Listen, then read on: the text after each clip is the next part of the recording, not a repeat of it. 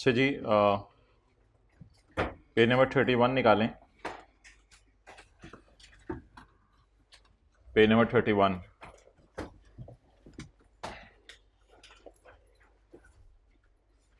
ये ऑरेंज सफ़ा निकालो बैग से।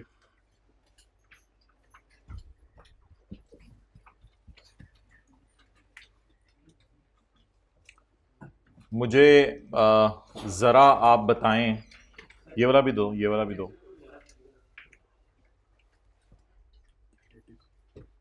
टाइम ज़ाया करोगे हमारा। अच्छा, पेज नंबर 31 निकालें। अच्छा जी, डिविडेंड अनपेड है, अनपेड है। दोनों ने रिकॉर्ड नहीं किया, तो वर्किंग 6 के एंगल से सोचें एस का डिविडेंड, और सोचें आप उसके एंगल से, क्या कहते हैं, पी एंड एल के मुंह के एंगल से। दोनों ने रिकॉर्ड नहीं किया। एस ने डिविडेंड बांटा है, डिक्लेयर कर दिया है, लेकिन नॉट रिकॉर्डेड। वही 5 सिनेरियोस रिकॉर्ड कैसे क्वेश्चन 12 में थे। तो एस ने रिकॉर्ड नहीं किया। नॉट रिकॉर्डेड बाय बोथ का क्या मतलब है? एस ने भी रिकॉर्ड नहीं किया और अब अगर एस ने रिकॉर्ड नहीं किया तो क्या वर्किंग 6 में हम फुल डिविडेंड शो करें या रहने दें? रहने दें। पी ने अपनी अदर इनकम में नहीं डाला डिविडेंड, अपना हिस्सा बेचारा डालना भूल गया। निकालें या खैर है? तो पेपर में डू नथिंग, पेपर में कुछ भी ना करें, खैर है। हाँ, ये बैलेंस शीट के सवाल में इसमें करते होते हैं, बैलेंस शीट के सवाल में इसकी सारी सेटिंग करते हैं, क्योंकि रिकॉर्डिंग नहीं हुई भी। बैलेंस शीट के सवाल में करेंगे। मेरी से डिस्कशन है consolidated statement of comprehensive income के एंगल से और वर्किंग 6 के एंगल से। अच्छा, दोनों ने डिविडेंड रिकॉर्ड कर लिया, दोनों ने डिविडेंड रिकॉर्ड कर लिया। क्या वर्किंग 6 में हम शो करेंगे पूरा ऑरेंज सफा?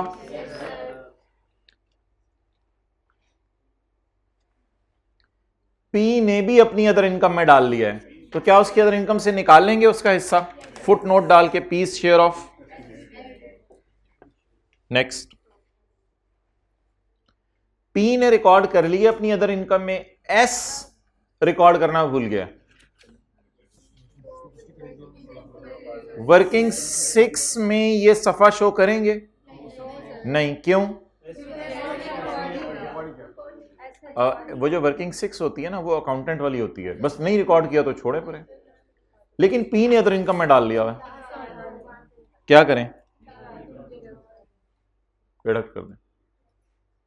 अच्छा, रिकॉर्डेड बाय एस, एस ने अपनी सेपरेट फाइनेंशियल स्टेटमेंट्स में statement of changes in equity के अंदर रिटेन्ड अर्निंग कॉलम में डाल दिया हुआ है, रिकॉर्डेड बाय एस। तो वर्किंग 6 में शो करें पूरा सफा? पी रिकॉर्ड करना भूल गए, अदर इनकम में से ना निकालें।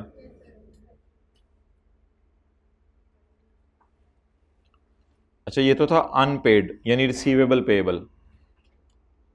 अब पे हो गया है। अगर पे हो गया है तो पे हो गया है, तो अकाउंटेंट पी का भी नहीं भूला होगा, एस का भी नहीं भूला होगा। अब क्या करें? अब क्या करें? वर्किंग 6 में शो करें और अदर इनकम में से भी निकालें। तो ये हमने क्वेश्चन 12 टाइप डिस्कशन की है, but from the angle of not balance sheet, from the angle of working 6 and P and L का मूव। डन।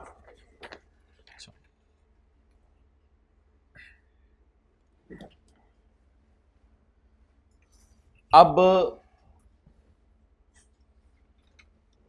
बच्चों को मसला कहां आता है, ये जरा समझिएगा। मसला कहां आता है?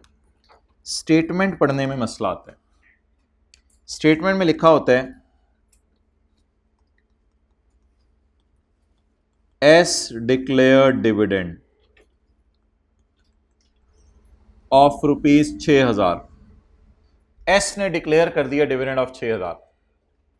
अब ये स्टेटमेंट पढ़ने में बच्चों को मसला आता है। इस स्टेटमेंट का मतलब बताएं, मैं क्या लूंगा? सवाल साइलेंट है, तो ये पेड है, और अगर पेड है तो फिर ये वाला सिनेरियो है, दोनों ने रिकॉर्ड किया हुआ है। क्योंकि सवाल साइलेंट है तो क्या एज्यूम करेंगे हमेशा, पेड या रिसीवेबल पेएबल? पेड। आप बता दें क्या करेंगे इसका। वर्किंग 6 में फुल शो करेंगे और पीस शेयर को माइनस करेंगे, P's share of S dividend minus करेंगे। डन। अब मसला सिर्फ फिक्रा पढ़ने में आता है और कोई मसला नहीं है। लिखा हुआ सवाल में कहीं के नॉट रिकॉर्डेड या इस किस्म का कुछ, तो फिर सवाल साइलेंट है तो पेड है, पेड है तो फिर रिकॉर्डेड भी है, जाहिर सी बात है। डन हो गया। अच्छा, एस डिक्लेयर्ड डिविडेंड, एस ने डिविडेंड डिक्लेयर कर दिया है, बट नॉट, एक minute, but not recorded by S, S कह रहा हूं, चले मैं एफ पी भी कह सकता हूं, कोई मसला नहीं, but not recorded by S. अब आप डिक्लेयर्ड को पेड एज्यूम नहीं कर सकते। क्यों नहीं डिक्लेयर्ड को पेड एज्यूम कर सकते? पेड होता तो फिर तो रिकॉर्ड भी हो जाता। इसका मतलब है आप पेड है या पेएबल है? पेएबल है।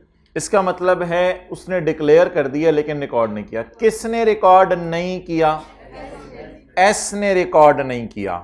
किसने कर लिया? किसने नहीं किया? एस ने। किसने कर लिया? पी ने रिकॉर्ड कर लिया। अब क्या करें? इसको पेड एज्यूम नहीं करना, इसको आप पेएबल एज्यूम करना है। अब क्या करें? वर्किंग 6 में शो नहीं करेंगे, लेकिन पी का शेयर क्या कर देंगे? मुझे कैसे इल्हाम हुआ कि पी ने रिकॉर्ड कर लिया? सवाल साइलेंट है, एस ने रिकॉर्ड नहीं किया, तो किसने रिकॉर्ड कर लिया? पी ने। तो इसी सफ़े पे ना कहीं लिख लें नीचे। मसला सिर्फ ये आता है, अब फिक्रा नहीं समझ आता बच्चों को।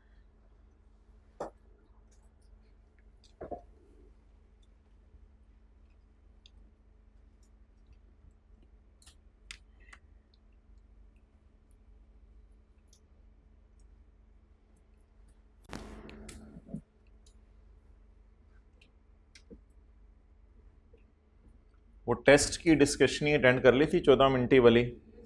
ओके, हमने तो दिया ही ना था मंडे को, तो देंगे तो डिस्कशन अटेंड करेंगे।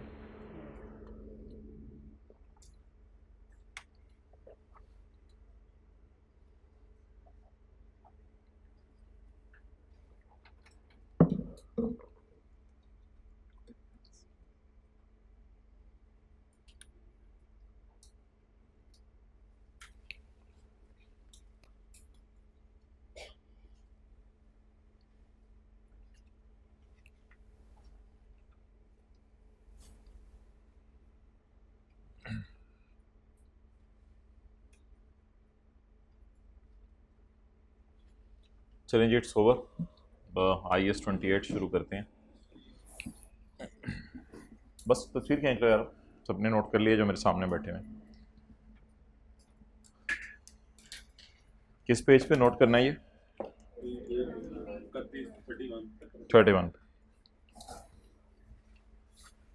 कल वाली एडजस्टमेंट इंशाल्लाह ना किसी और दिन दोबारा रिवाइज भी कर लेंगे। कल वाली एडजस्टमेंट कौन सी थी? कल वाली एडजस्टमेंट वो जो 50 रुपये वाली और 2600 रुपये वाली, वो कभी रिवाइज भी कर लेंगे। P&L वाला सवाल हो गया था, जो सिर्फ P&L वाला सवाल था। अच्छा, IS-28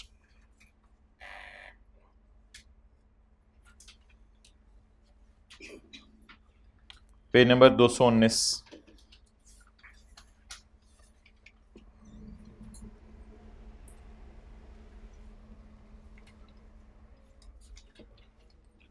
feels like an aeroplane। अच्छा, पेरेंट, सब्सिडरी और एसोसिएट। IFRS 3 और 10 लगता है इधर। और एसोसिएट के केस में IS-28 लगता है। सब्सिडरी वो होती है जिसके हम शेयर खरीदें मोर देन 50%, और एसोसिएट वो होती है जिसके हम शेयर खरीदें 20 से 50%।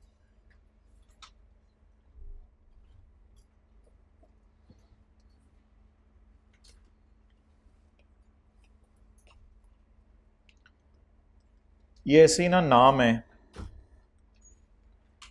सब्सिडरी की कंसोलिडेशन के लिए जो मेथड हम यूज़ करते रहे हैं इसका नाम है acquisition method,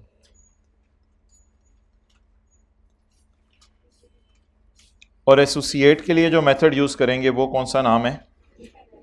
equity method.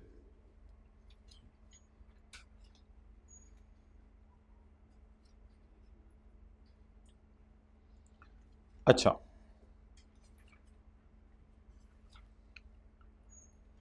IFRS 9 लगता है अगर आप शेयर खरीदें लेस देन 20%, 20% से कम शेयर खरीदें तो IFRS 9 लगता है। फिर अगर आप शेयर्स खरीद रहे हैं तो इन्वेस्टमेंट इन शेयर्स में आपको पता है दो मॉडल है, FVTPL और FVTOCL। लेकिन जिसके आप शेयर खरीदें उसे कुछ कहते नहीं है, उसका कोई नाम नहीं है कि ये हमारी सब्सिडरी है या एसोसिएट है, इसका कोई नाम नहीं है।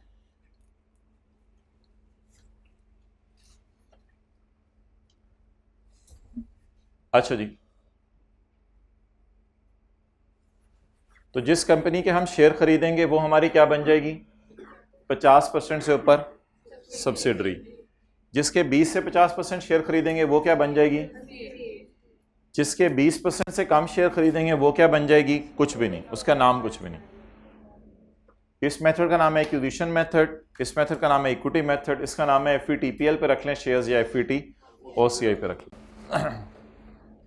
आज हम पढ़ने लगे हैं इक्विटी मेथड। एसोसिएट्स पे कौन सा मेथड लगेगा? इक्विटी। जिस कंपनी की हम शेयर्स खरीद लें 20 से 50%, उस कंपनी की सिर्फ इक्विटी पर हमारी नजर हुआ करेगी। जिस कंपनी के हम शेयर खरीद लें 20 से 50%, कुछ नहीं लिखना, हमें नजर आ रहा है। जिस कंपनी के हम 20 से 50% शेयर खरीद लें उस कंपनी की सिर्फ इक्विटी पर हमारी नजर हुआ करेगी, बस इक्विटी पर। 3 बैलेंस शीट्स अवेलेबल हैं। फॉलोइंग है the balance sheet as at 31 December 2018। Parent, subsidiary, associate. ये कैसे सब्सिडरी बनी और ये कैसे एसोसिएट बनी? 2700 शेयर्स खरीदे हुए हैं हमने सब्सिडरी के। कोई बता सकते सब्सिडरी के शेयर्स वैसे हैं कितने? 3000। और एसोसिएट के कितने शेयर्स खरीदे हुए हैं? कोई बता सकते हैं इसके टोटल शेयर्स कितने हैं? 4500। इधर ऊपर ही फारक कर दें साथ साथ। 2700 डिवाइडेड बाय 90%, तो ये हमारी क्या बन गई? सब्सिडरी। और इसके हमने कितने शेयर खरीदे हुए? कैसे पता चला? 1800 डिवाइडेड बाय,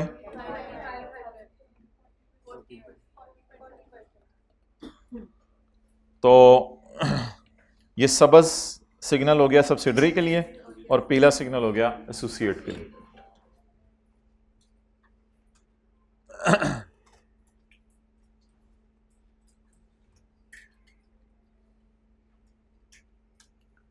पेरेंट की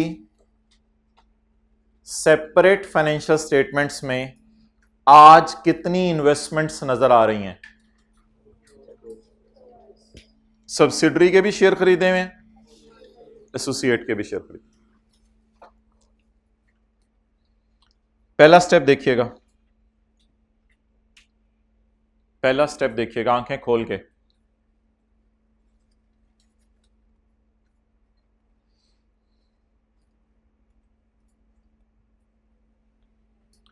इन फिगर्स को हमने पेपर में काट दिया करना है और कभी भी जिंदगी में यूज नहीं करना। हमारी नजर सिर्फ एसोसिएट की इक्विटी पे होगी बस। लाइन बाय लाइन चीजों को ऐड नहीं करेंगे। सब्सिडरी में वही करेंगे 60 जमा 40, 17 जमा 20, सब्सिडरी में इसी तरह करेंगे। इधर लाइन बाय लाइन चीजों को ऐड नहीं करेंगे। तो पहली बात लिखें, सफे के नीचे जगह इसलिए छोड़ी हुई है, एसोसिएट की एसेट्स लाइबिलिटीज को लाइन बाय लाइन ऐड नहीं करेंगे। एसोसिएट्स के एसेट्स और लाइबिलिटीज को लाइन बाय लाइन ऐड नहीं करेंगे।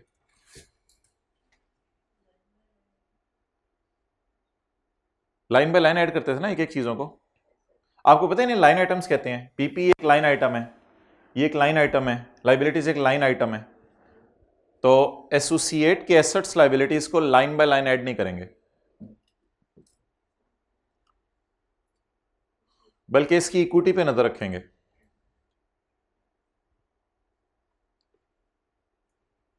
जैसे आप साथ वाले बंदे की हरकतों पे नजर रखते हैं ना, अपनी हरकतों पे नजर रखा करें खुदा के लिए। तो इसकी सिर्फ इक्विटी पे नजर रखेंगे।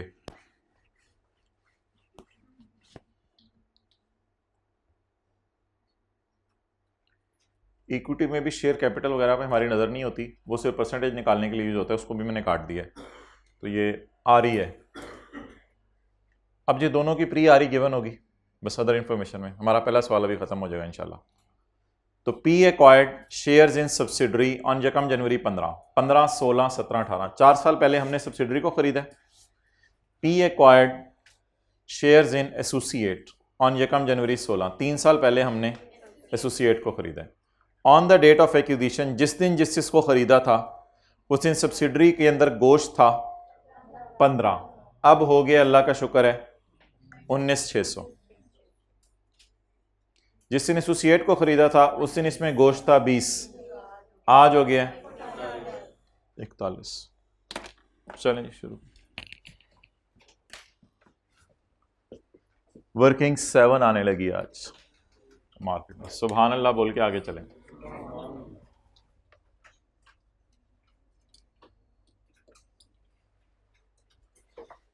लाइन बाय लाइन चीजों को ऐड करें। 60 प्लस 40, इन्वेस्टमेंट इन एस,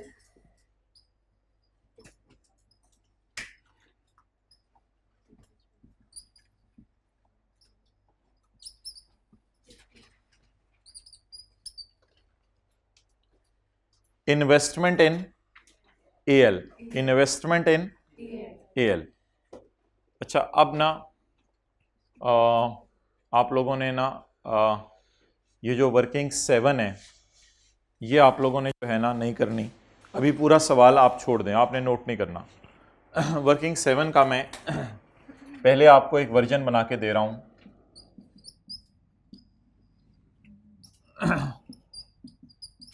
एडजस्टमेंट अकाउंट, इसके आप लोगों ने नोट नहीं करना। इन्वेस्टमेंट कितनी जी 32। तो वर्किंग 7 का ये सही वर्जन नहीं है। सही वर्जन इंशाल्लाह मैं बनाऊंगा 3-4 मिनट बाद। सिर्फ आप अब देखते रहें। बिल्कुल अभी मैं उस तरह की अकाउंटिंग कर रहा हूं ताकि आप कंफर्टेबल फील करें। ये एडजस्टमेंट अकाउंट खोल लिया सब्सिडरी के लिए और ये एडजस्टमेंट अकाउंट खोल लिया एसोसिएट के लिए। उसके बाद लाइबिलिटीज हैं 17 और 20.6।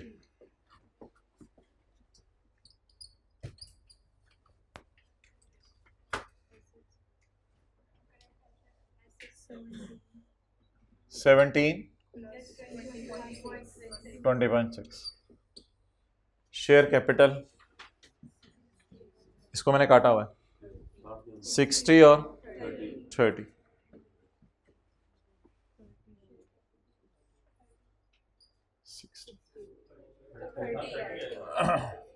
और पेरेंट का उसका शेयर कैपिटल नहीं लेना। आरई जरा देखते जाएं। आरई, पीआरई, एसआरई, एआरई, पीआरई, एसआरई, एआरई।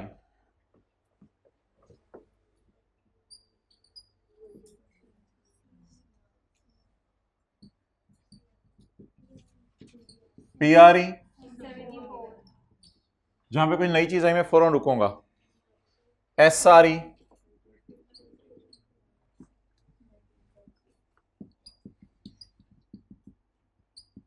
जी 90। अच्छा जी, आप क्या ए आ रही कितनी 41। वर्किंग 7.1 आपके सामने मैं खोल रहा हूं, ए आ रही, ताकि आपको ये एस सारी टाइप चीज लगे। ए आ रही 41। अब आप फील करें, ये देखें सिंपल सी चीज, इधर एडजस्टमेंट अकाउंट, इन्वेस्टमेंट्स आ गई, इधर इन्वेस्टमेंट आ गई एसोसिएट की, इधर जो है वो एस आर ई आ गई एस आर ई में, और ए आर ई आ गई, इधर प्री आ जाएगी और इधर प्री आ जाएगी। करंट लाइबिलिटीज 25 और 11।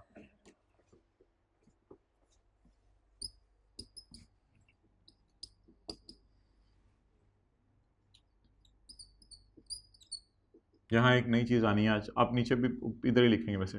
अच्छा, और करंट लाइबिलिटीज बोले जी प्लस 11।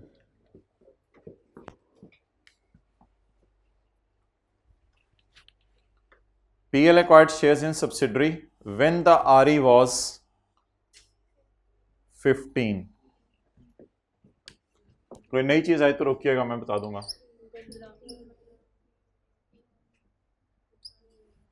15। इसकी प्री आ रही 20। जागते रहना बायों, प्री कितना 20। मैं जरा वो ना इसकी डबल एंट्री नहीं कर रहा, मैं इसकी डबल एंट्री नहीं कर रहा। अच्छा जी, अब थोड़ी सी जरा चेंज आने लगी है, वो चेंज आपने देखनी है क्या है। इन्वेस्टमेंट उसी तरह लिख ली, क्लोजिंग आ रही लिख ली, प्री आ रही लिख ली। अच्छा, अब जब मैं क्लोजिंग में से प्री आ रही माइनस करूंगा तो मेरा इसमें सिर्फ कितना हिस्सा होगा 40%, क्योंकि मेरा कंट्रोल नहीं है इसके ऊपर। अब शायद कोई मुझे एनसीए कह रहा हो आज, लेकिन वो छोड़े परे, पता नहीं इस तरह क्यों मैंने बात कर दी। तो अब मेरा सिर्फ 40% हिस्सा है, तो इसलिए मेरा इसमें 40% हिस्सा है, तो मुझे 41 में इंटरेस्ट होगा या 41 में से 20 में इंटरेस्ट होगा, या इनके डिफरेंस लेकर उसमें से मेरा इंटरेस्ट होगा 40% पे। बाकी पैसे भाड़ में जाए, हमें कंसर्न नहीं, जिस मर्जी के हों। तो क्लोजिंग माइनस प्री का 40% will be mine. Closing minus pre का 40% विल बी माइन। जैसे इधर क्लोजिंग माइनस प्री का 90% विल बी माइन। लेकिन ये हम इस तरह नहीं किया करेंगे, ये इस अकाउंट का नाम हम रखा करेंगे इन्वेस्टमेंट इन एसोसिएट्स, और क्लोजिंग माइनस प्री हम यहां किया करेंगे पोस्ट आरी, यही किया करेंगे direct. Closing minus pre, what is closing आरी, what is pre, what is over share,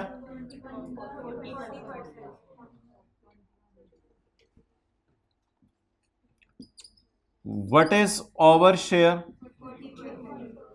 बता दें अब कितना इसमें हमारा हिस्सा 8.4। Investment in associate debit and सीआरई, अब डबल एंट्री पूरी होगी, डबल एंट्री पूरी होगी, क्योंकि एसोसिएट की सारी चीजें तो हमने उठानी नहीं। एसोसिएट, अच्छा ये ज्यादा लॉजिकल तरीका है, देखिएगा कितना आसान तरीका है। आपने किसी कंपनी में इन्वेस्टमेंट की 32 मिलियन की, उस कंपनी ने कहा कि मैंने आपके खरीदने के बाद 21 मिलियन का गोश्त और पैदा किया है, उस 21 मिलियन में आपका 40% हिस्सा है, आप पसंद करते हो तो ले लो।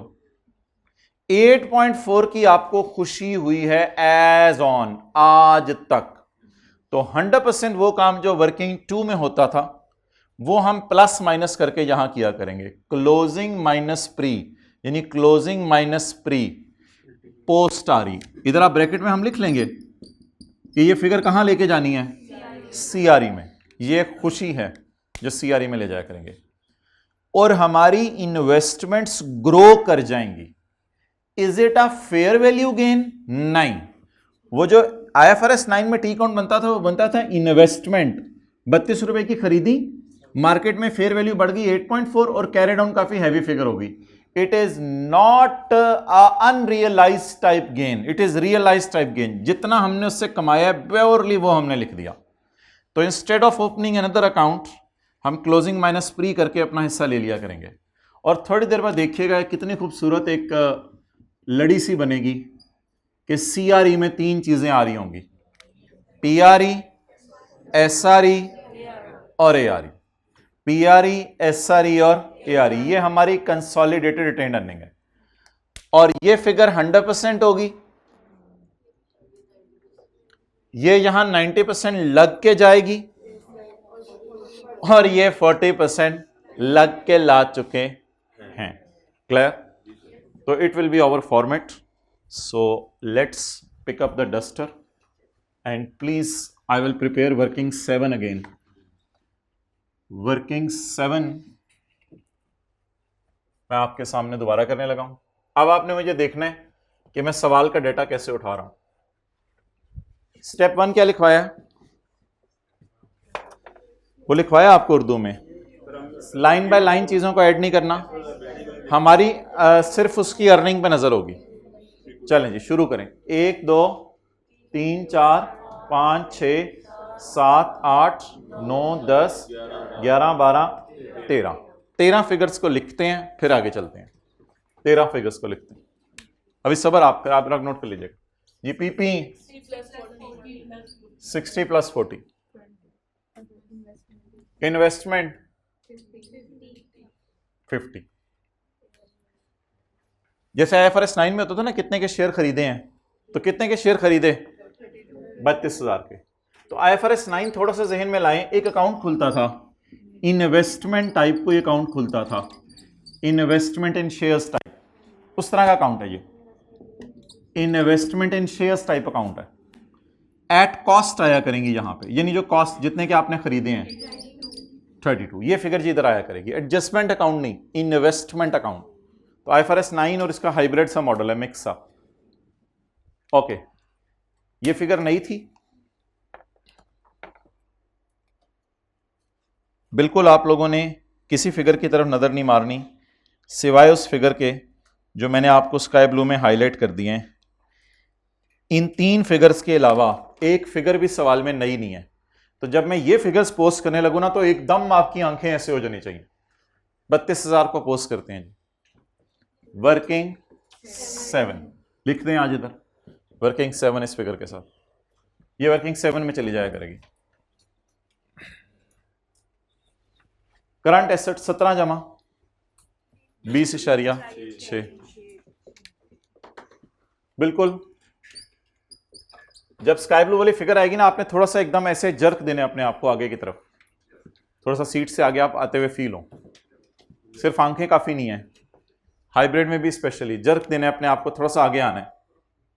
शेयर कैपिटल 60 और 30, टेक लगाएं 60 और 30।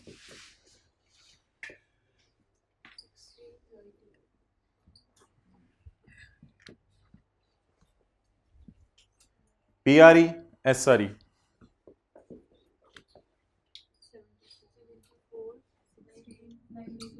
19.6।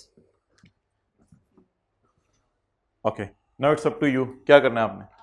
जर्क दें थोड़ा अपने आप को, आगे लाएं, बॉडी आगे लाएं, आगे। 41, व्हाट इज दिस?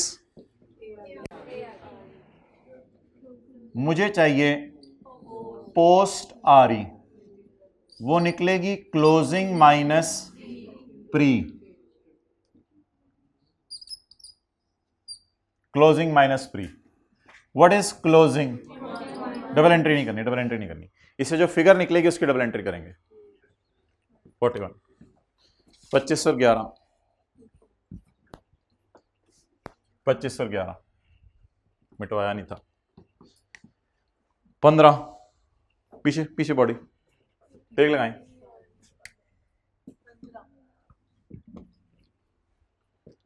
15, रेडी रहें। वर्ड आगे लाएं 20, बस बस अगली सीट पे नहीं जाना, 20, इट इज प्री आरी माइनस 20, अभी भी डबल एंट्री नहीं करनी। क्या 41 माइनस 20 मेरा है या 41 माइनस 20 का 40% मेरा है?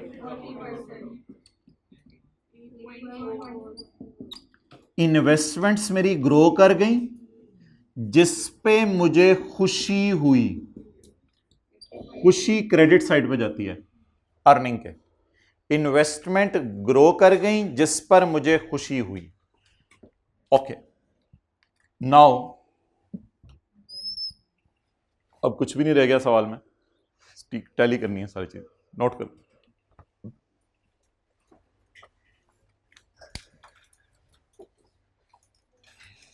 जी भाई IAS 28 शुरू हो गया।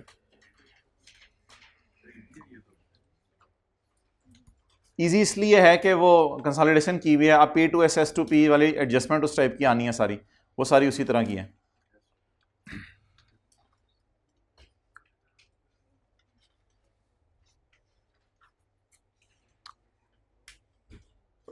आमतौर पे जो आई कैप में सवाल आता है उसमें 70-80% एडजस्टमेंट सब्सिडरी की होती हैं और 10-20% एडजस्टमेंट एसोसिएट की होती हैं।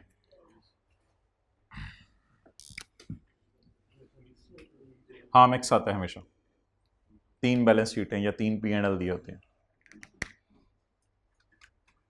CA फाइनल में आएगा 4-5 बैलेंस शीटें, सब सब्सिडरीज और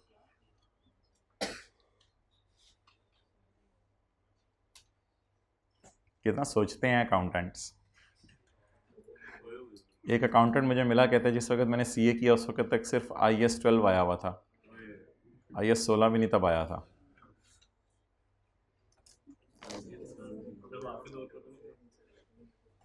नहीं नहीं, हमारे दौर में तो IFRS भी आ गए हुए थे। ओके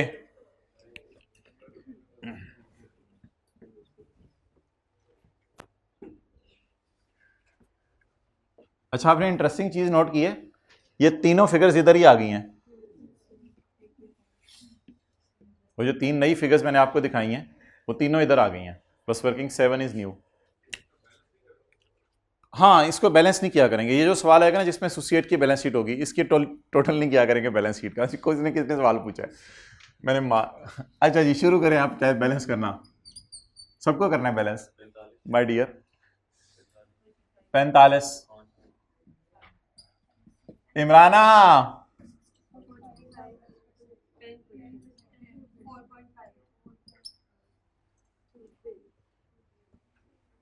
गुडविल कितों, डबल एंट्रियां भुल गई, जमाना ही बदल गया अब तो। NCI कोई लिफ्ट नहीं करा रहे आज तो, नई चीज आई तो हमें भी भूल गए NCI। वैसे जो घर में बैठे हुए हैं हल्की सी बूंदाबांदी हो रही थी इस टाइम, तो हो सकता है घर के बाहर हर जगह नदियां बह रही हों, लेकिन आ सकते थे वैसे।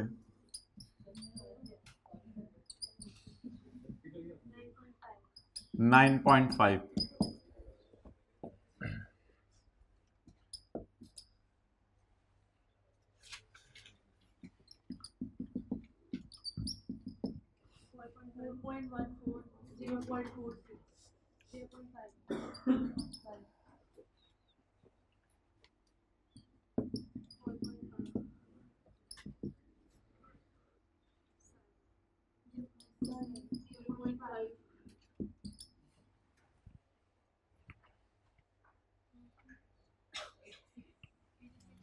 PSA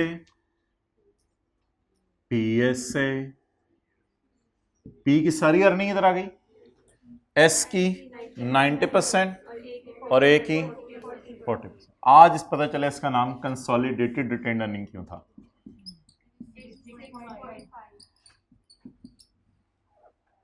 It is 6.5।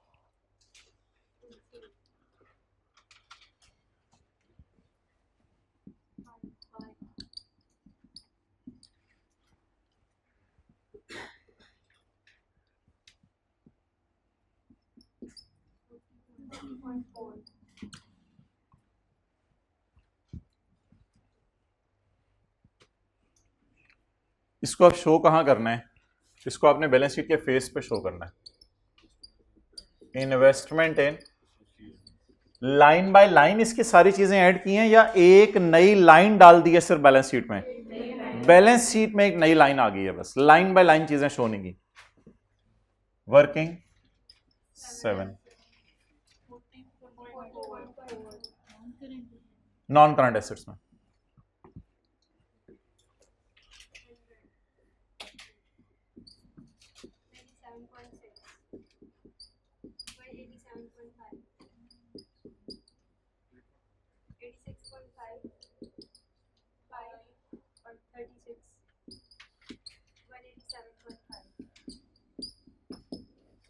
ये टोटल करें और जो घर वालों का ग्रुप बना हुआ है जिसमें सारे घर के लोग हैं उनको मैसेज करें IAS 28 का पहला सवाल मैंने कर लिया। निकालें फोन, घर वालों को मैसेज करें IAS 28 का पहला सवाल मैंने कर लिया।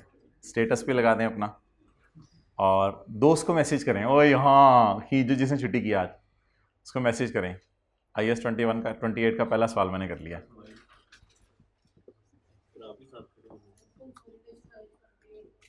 ये कंसोलिडेशन ही है, इसको IAS 28 अलग से नहीं देंगे, this is a part of consolidation. सवाल पूछ लो, आपने क्या पूछना था? यही पूछना था। ये कब से मसला है?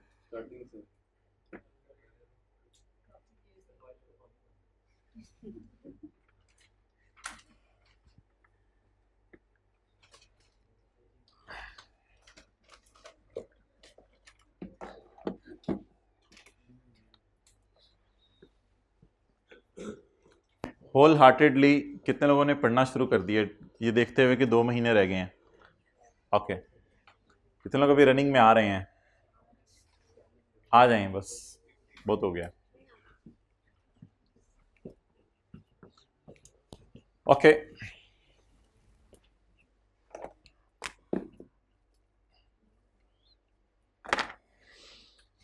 अब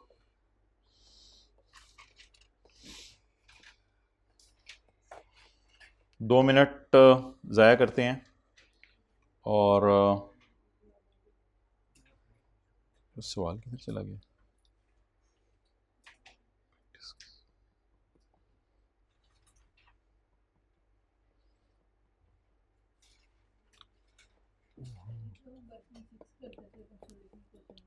हाँ, वो तब करेंगे जब कोई आरी वगैरह मिसिंग हो।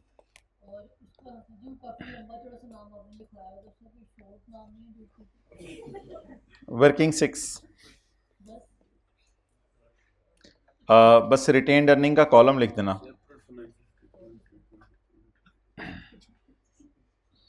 जी, पेज नंबर 283। 1 मिनट आपके पास, वर्किंग 7 कर दें बस। पेज नंबर 283, छोड़े फिर पेज क्या खोलना है, बस page 283।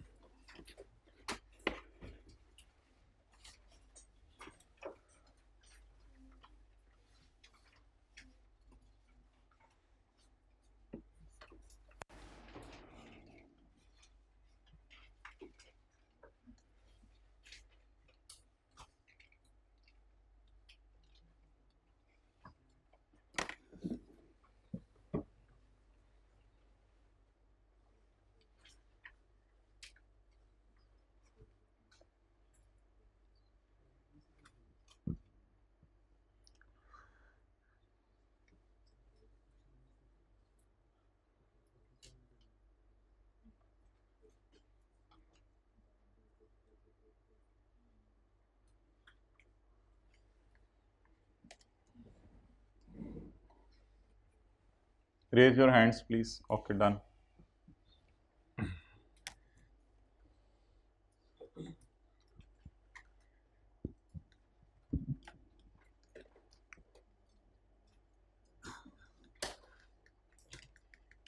Investment in A, cost 30, post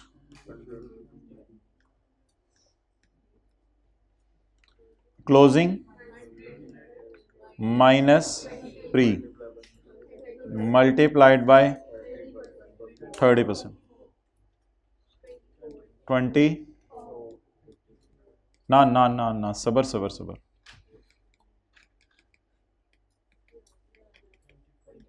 ये 24 की डबल एंट्री होगी।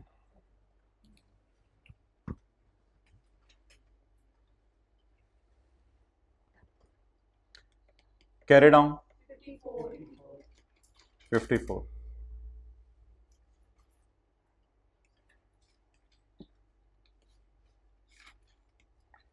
Consolidated statement of financial position में इन्वेस्टमेंट इन, इसके अलावा कोई नई चीज नहीं है इसमें।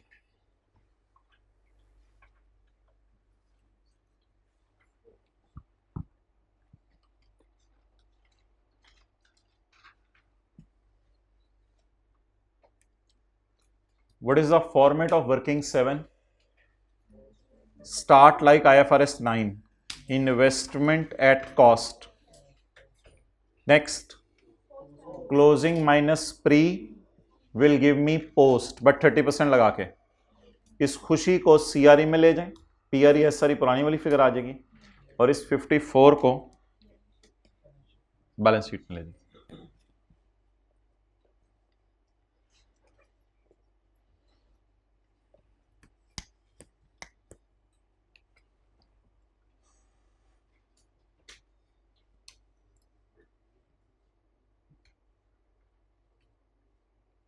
अगली रो वाले को देख के स्माइल करें, उसके कंधे पे हाथ रखें, उसे कहीं पीछे देखो। दोस्तों को हमेशा आप लोग करते हैं, कभी नॉन दोस्त को भी हाथ रखें, वो कुछ कहे तो उसे कहते हैं सर ने कहा था, मैं क्या करूं। इसी तरह दोस्तियां बढ़ती हैं मेरे ख्याल से। आज जरा अनजान बंदे को हिलाएं, जरा देखें अनजान बंदे को। नहीं, जिस तरह स्माइल कर रहे हैं अनजान नहीं लग रहा, देखा देखा लग रहा है।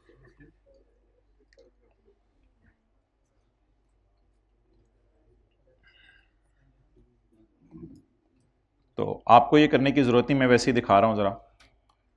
तो अगर मैं सोल्यूशन इस सवाल का खोलूँ तो ये चीज़ नई है।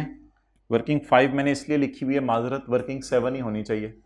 ये 54 बैलेंस शीट में कौन सी चीज़ नई आएगी? Investment in associate. बाकी तो वो आपको पता चल गया। वापस आ जाएं जिथे दी। नहीं, अब ना कहा करें, भी माइंड कर जाती है।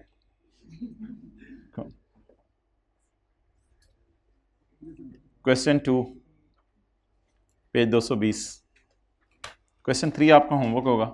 क्वेश्चन 3 भैया 3 में तो नहीं एडजस्टमेंट डाली हुई हैं, P2S S2P वाली सारी एडजस्टमेंट उठा के डाल दी हैं आज क्वेश्चन 3 में। P2S S2P वाली तो रिवाइज होनी चाहिए ना, उसमें से आपने ढूंढनी होगी एसोसिएट वाली कौन सी है। तो बस अब क्वेश्चन 2 करें आप। क्वेश्चन 2 में कुछ भी नहीं है, बस एक कोई AL ने PL को चीज़ें बेची हैं और PL ने AL को चीज़ें बेची हैं, और एक फिक्स्ड एसेट बेचा है और इम्पेयरमेंट टेस्ट है AL का। तो बस ये 3-4 एडजस्टमेंट्स है और हमारी क्लास पार आ गए फिर। तो सारा डेटा सवाल में वही है, एक्सेप्ट AL ने PL को चीज़ें बेची हैं और PL ने AL को चीज़ें बेची हैं, और इम्पेयरमेंट टेस्ट है और कोई फिक्स्ड एसेट बेचा है। The following is a summarized balance sheet of the parent, its subsidiary SL and its associate AL. PP तीनों का आ रहा है। इन्वेस्टमेंट्स, ओ आगे सवाल ने नहीं बताया कितनी किसकी हैं, तो अदर इंफॉर्मेशन हमें बताएगी कि हमने कितने शेयर यूफोन के खरीदे और कितने शेयर हमने रॉयल फैन के खरीदे। एसोसिएट रॉयल फैन बना देते हैं आज। तो कितने शेयर PTCL ने यूफोन के खरीदे और कितने रॉयल फैन के खरीदे। पेरेंट कह रहा है बीवी से, पेरेंट कह रहा है मैंने सब्सिडरी से 30 रुपए लेने, और पेरेंट कह रहा है मैंने रॉयल फैन से 25 रुपए लेने। अदर करंट एसेट्स, अच्छा शेयर कैपिटल आ रहे हैं तीनों के, रिटेन्ड अर्निंग्स आ रही हैं तीनों की क्लोजिंग, और उसके बाद बीवी कह रही है हाँ सरताज, मेरे सर के ताज, तू कह रहा है मैंने तेरे से 30 लेने, तो मैं भी कह रही हूं मैंने तुझे 30 देने। शोहर कह रहा है, PL कह रहा है, पेरेंट कह रहा है मैंने एसोसिएट से 25 लेने, तो एसोसिएट ने कहा हाँ हाँ मैंने भी 25 देने, मैं कौन से इनकार कर रहा हूँ कि मैंने 25 नहीं देने। Other current liabilities. हाँ वो कह रहे ये कौन है, दूसरी बीवी समझ लो, जो मर्जी समझ लो यार, अब मैं क्या करूँ, अब मैं जो मर्जी समझ लो। Following relevant information is available, तो शुक्र है इरेलीवेंट नहीं लिखा हुआ। अच्छा, P acquired 20 million shares in SL, 20 million shares, करें जी कुछ। 20 million शेयर्स, 20 डिवाइडेड बाय 25, 80%,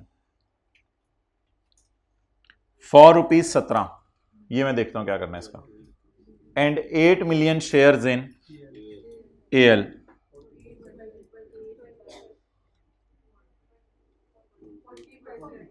तो 8 डिवाइडेड बाय 20, 40%।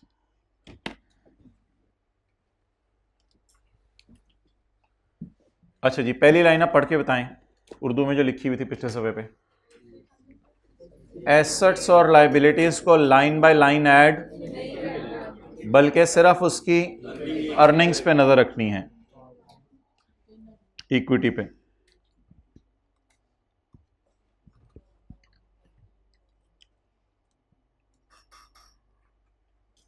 चलें जी, कोई नहीं, ये 25 भी काट दें, काटने दें, छोड़ें, बस सब काटें, फर्क करें। 240 इज क्लोजिंग और प्रीट देख लेंगे हम। 1 2 3 4 5 6 7 8 9 10 11 12 13 14 15, 15 फिगर्स लिख लें। सवाल शुरू।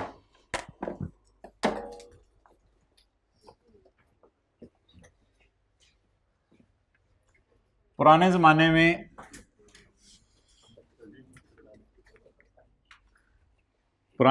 में वो कह रहे हो ओट पे, इस जमाने में तो कह भी दो तो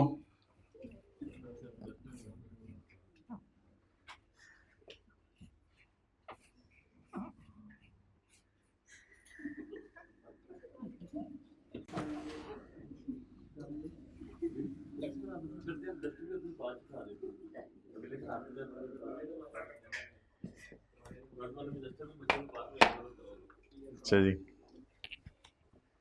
430 और 200। अब जिसने नई क्लास ली होगी आज की, वो कल अन्य चीजों को ऐड कर रहा होगा बैठ के। जब नहीं सर, दूसरी बीवी है तो हमारी ना। अच्छा जी, 430 जमा 200,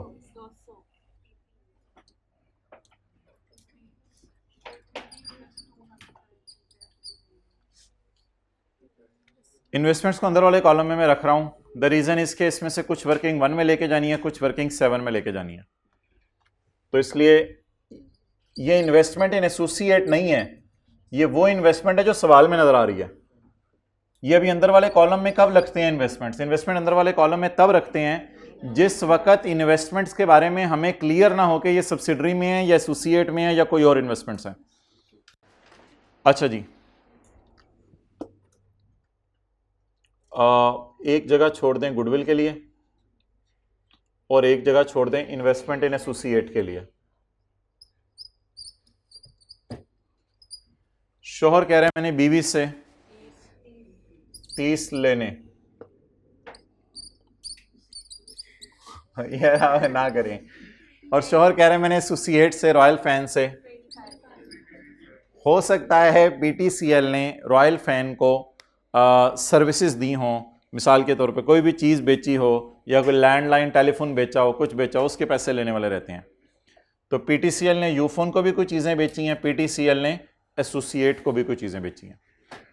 अदर करंट एसेट्स,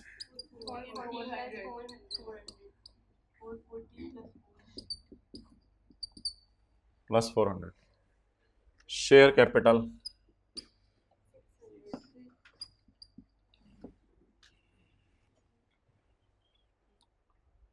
250,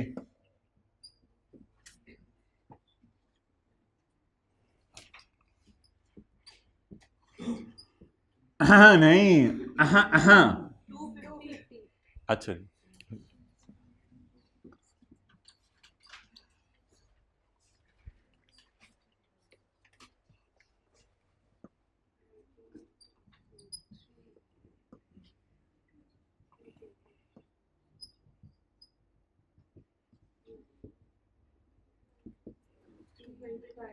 पूरे सीए में एक दफ़ा किसी टीचर के पास नहीं गया था, सर मुझे ना ज़रा मोटिवेट कर दें, सर ऐसा मोटिवेट कर, क्या यानी क्या मसला है आजकल बच्चों में के अपना अंदर इतना स्ट्रांग करें कि वो अंदर ही रहे। अच्छा 325 हर तीसरा बच्चा आयरन की कमी का शिकार है। ये पता नहीं कहाँ से, तो किसी पोली क्लिनिक में काम करता है। एसआरई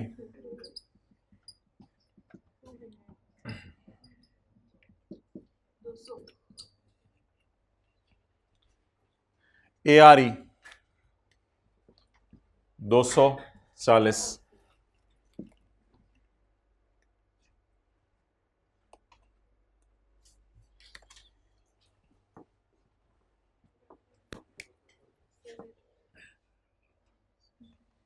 थोड़ा सा ज़रा ऊपर करके मैं करूं क्योंकि इसमें एडजस्टमेंट्स भी हैं अब।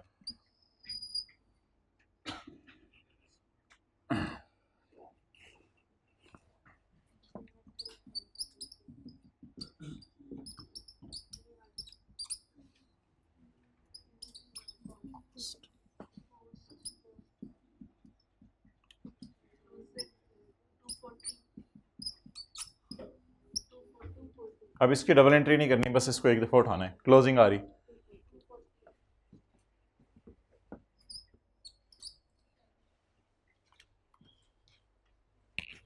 डबल एंट्री तो क्लोजिंग की वैसे भी नहीं होती। हाँ ठीक है 240। नेक्स्ट बीवी कह रही है मैंने 30 मिलियन तुम्हें देने। बीवी नंबर 1 सीआरई एनसीआई पेएबल टू सरताज 30 या 25 अब उठा नहीं सकते, क्या करें? लाइन बाय लाइन चीजें उठानी नहीं है, बस अब क्या करें, उठा ही नहीं सकते, बस आगे चलें। फिर करना क्या वो देख लेंगे, बस अभी उठा नहीं सकते। बस काटी हुई चीज को तो नहीं उठा सकते ना, तो काट दिया इसको, आगे चलें। 500 जमा 100, फिर देखते हैं करना क्या फिर इसका। 500 और 120, हाँ नहीं एसोसिएट के एसेट्स और लायबिलिटीज नहीं आएंगे। पिछले सफे पे उर्दू में पढ़ाओ मैंने क्या लिखा था। एसोसिएट्स के एसेट्स और लायबिलिटीज नहीं आएंगे, बस सारी पे नजर रखें, गोश्त पे नजर रखें, बस गोश्त पे नजर रखें, खींचड़ों पे नहीं। 500 जमा 120,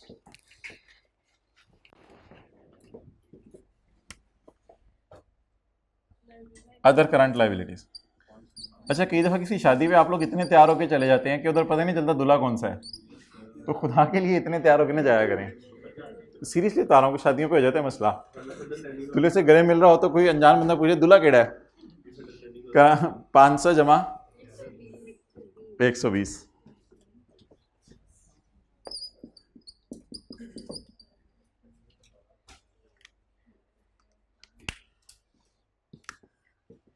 स्विमिंग करनी आती है या छाले मारते हो सिर्फ पानी में? नहीं आती।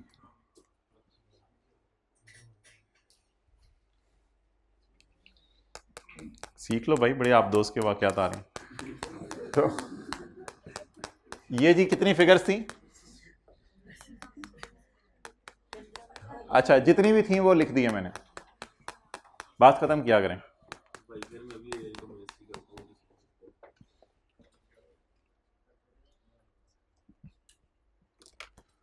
फॉलोइंग इंफॉर्मेशन इज अवेलेबल, काश लिखा होता नॉट अवेलेबल। पीएल एक्वायर्ड, छोटी छोटी सी खुशियां हमारी। PL acquired 20 million shares in SL for 17 per share. तो एक शेयर कितने रुपए का खरीदे? 17 रुपए का। तो 20 मिलियन शेयर, हमने 20 मिलियन शेयर हमारे पास ऑरेंज ब्रीफ केस में आए हैं, और 20 मिलियन शेयर जब आए हैं तो हमने 20 ज़रब 17 रुपए जो भी फिगर निकली है वो हमने सऊदी किंग को पे की है। तो हमने सऊदी किंग को कहे थोड़े से पैसे ले लो और चुप कर गए हैं। तो उसने कहा फिर थोड़े का लफ्ज ना बोलो। हमने फिर थोड़े का लफ्ज बोल के हटाया। हमने कहा पैसे ले लो और हमें 20 मिलियन शेयर दे दो। तो हमने 20 मिलियन शेयर लिए हैं और 17 रुपए पर शेयर उसको दे दिए, सिर्फ कैश दिया। अब ऐसा करें कि बजाय के यहां कोई फिगर निकालें, बेहतर है कि वहां से फिगर निकाल के यहां माइनस कर दें। तो इसको लिखें अब आप इन्वेस्टमेंट्स 20 मिलियन शेयर्स, इसका मतलब है 340 जो इसमें पड़ा हुआ है date is my investment in subsidiary.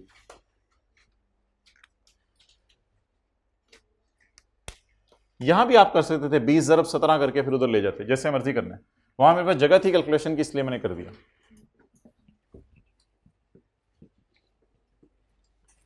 And 8 million shares in AL, royal fan के हमने 8 मिलियन शेयर्स खरीदे हैं फॉर 16.25 पर शेयर।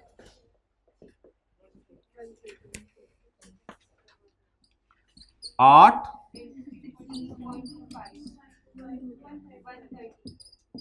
130, इसको भाई 16 पे कर दें, उसको भी ऑन करवा दें।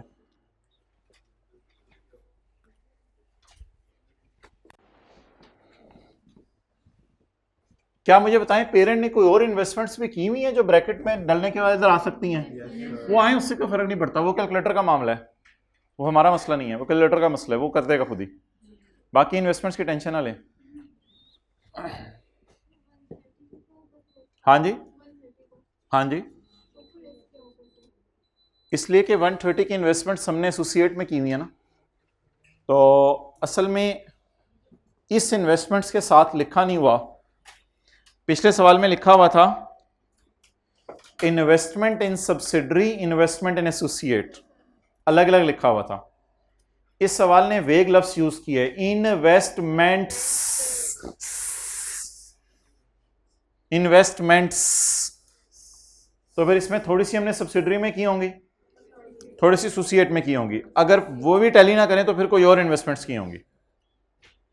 तो अब सवाल ने कहा कि 20 ज़रब 17 रुपए हमने सब्सिडरी के शेयर्स खरीदे हैं 340 में और हमने एसोसिएट के शेयर खरीदे हैं 8 ज़रब 16.25 में।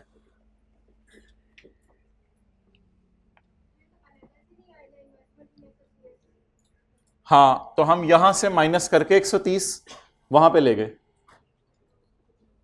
और ये जब कैरी डाउन आएगा, ये कैरी डाउन नए लाइन आइटम के तौर पे नजर आने लग जाएगा, इन्वेस्टमेंट इन एसोसिएट्स के नाम से। इन्वेस्टमेंट्स जो 500 की थी उसमें कौन कौन सी इन्वेस्टमेंट्स पड़ी हुई हैं सवाल ने नहीं बताया। अकाउंटेंट कैश की एंट्री भूलता नहीं, तो अकाउंटेंट ने दोनों को कैश पे किया। तो जो एक को कैश पे किया वो ये आ गया, दूसरे को कैश पे किया वो ये आ गया। तो हमने यहां से किया -130 और वर्किंग 7 में ले गए जो पिछले सवाल में फेस पे फिगर गिवन थी। सवाल क्या आपका क्लियर?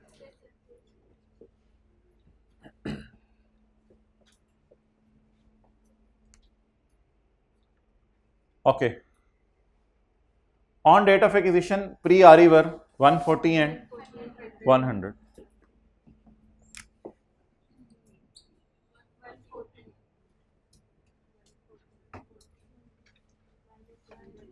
एंड 100।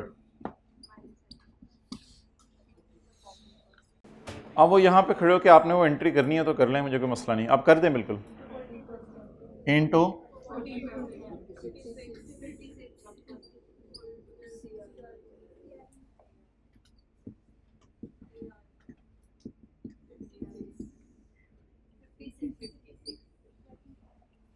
वर्किंग 7 से आ गया।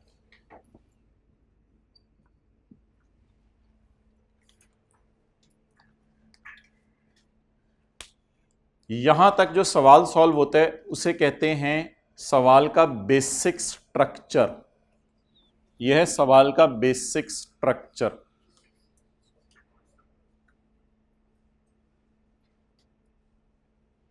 अब एडजस्टमेंट्स वन बाय वन आने लगी हैं।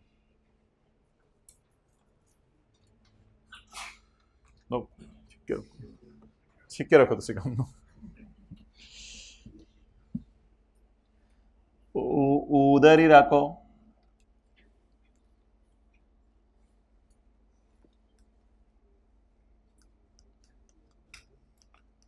अनसोल्ड का प्रॉफिट, सोल्ड, अनसोल्ड, अनसोल्ड का प्रॉफिट।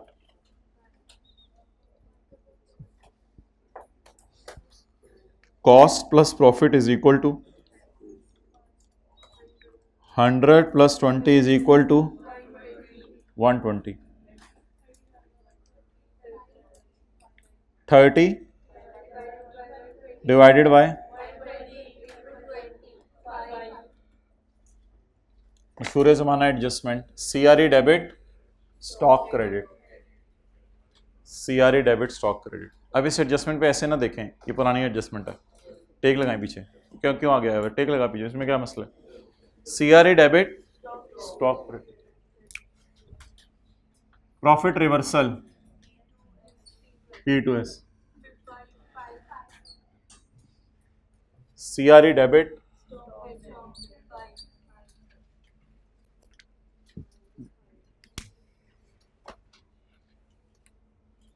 खुदा के लिए इस एडजस्टमेंट में से कोई सवाल ना करी। मैं क्लास भी छोड़ के चला जाऊंगा, कॉलेज भी छोड़ के चला जाऊंगा। इस एडजस्टमेंट से कोई सवाल ना करी। मैंने रोने लग जाना इधर ही बैठ के दुआ के लिए यार। ये ऐसे देख रहा है रशीद फड़ ले, पेरेंट ने सब्सिडी स्टॉक बेच छड़िया।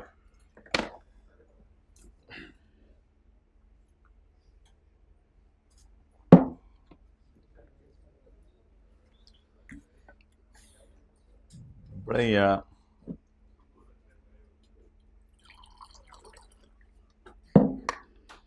अच्छा, कहीं इधर उधर भी आप लोग जाते हैं तो इसी तरह फिर उनको कहते हैं दोस्त की तरफ गए हों और रिश्तेदारों की तरफ गए हों, मौसम बड़ा अच्छा है, भूख बड़ी लग रही है, ना कहीं पुरवकार जिंदगी गुजारें, ठीक है।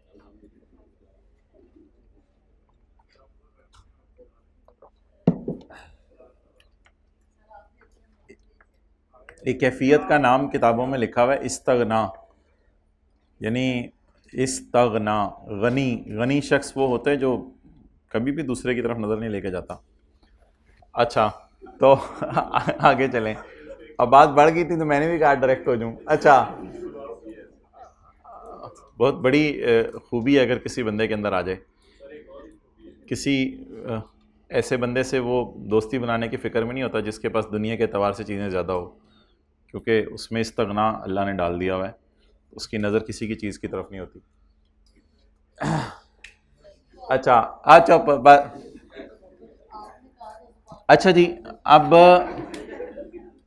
EL टू PL पहली एडजस्टमेंट आने लगी जी हमारी। AL टू PL किसने बेचा? एसोसिएट ने। किसको? पेरेंट को। कंट्रोल N का बटन दबा दें, कंट्रोल N देखिएगा,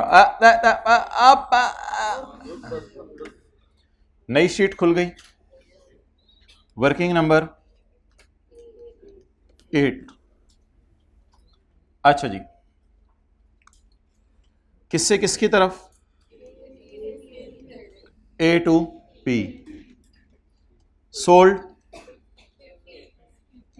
50, अनसोल्ड 12। अनसोल्ड का प्रॉफिट 12 डिवाइडेड बाय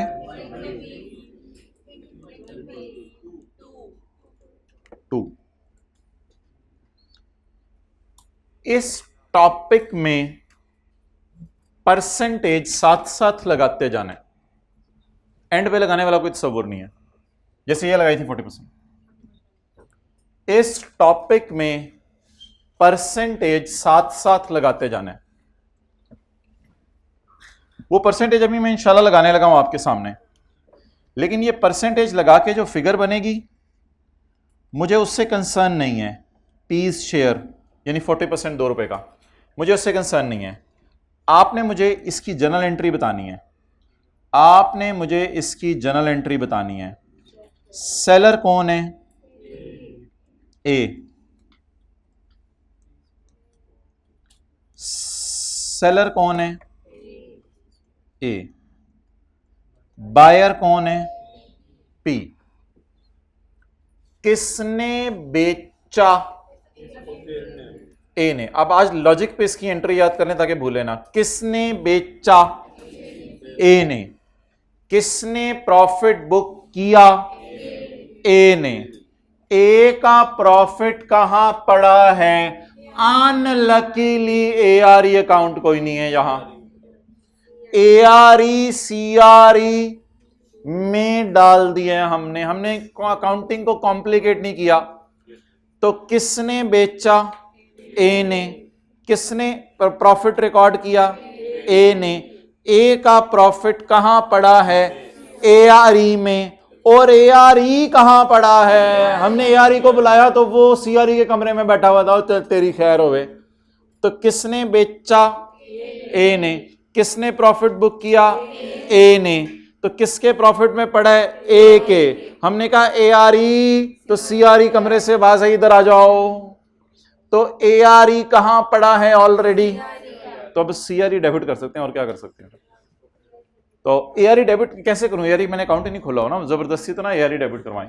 हाँ, इस साइड पे कर देते हैं, बस वो कर देते हैं, वो कोई मसला नहीं। लेकिन अकाउंट का नाम मैं सीआरई रख सकता हूं, और क्या करूं।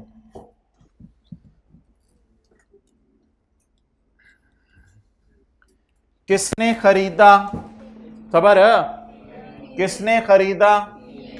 किसके स्टॉक में पड़ा हुआ है? पी के स्टॉक। जरा पी का स्टॉक इधर पड़ा होगा, इसमें पी का स्टॉक इधर पड़ा हुआ है। ये मेरे ख्याल से पी का स्टॉक है, ये एस का स्टॉक है। ये तो पता नहीं कोई एडजस्टमेंट थी। ये पी का स्टॉक है, ये पी के स्टॉक में पड़ा हुआ है। पी बायर है, ये पी का स्टॉक है। इन दो फिगर्स में मसला है।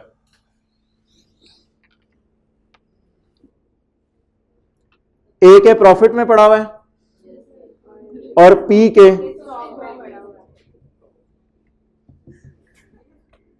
ए के प्रॉफिट में पड़ा हुआ है और पी के, इन दोनों में से निकाल दें।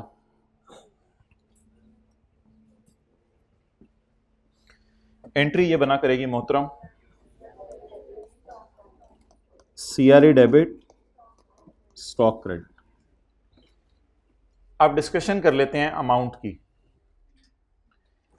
इस टॉपिक में ना आपने परसेंटेजेस साथ साथ लगाते रहने।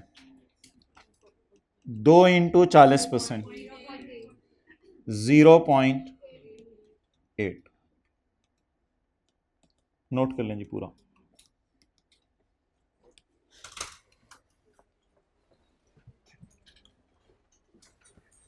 ये इधर लॉजिक शॉजिक है और उधर वो कैलकुलेशन है। एक मिनट में बताता हूं 40% क्यों लगा।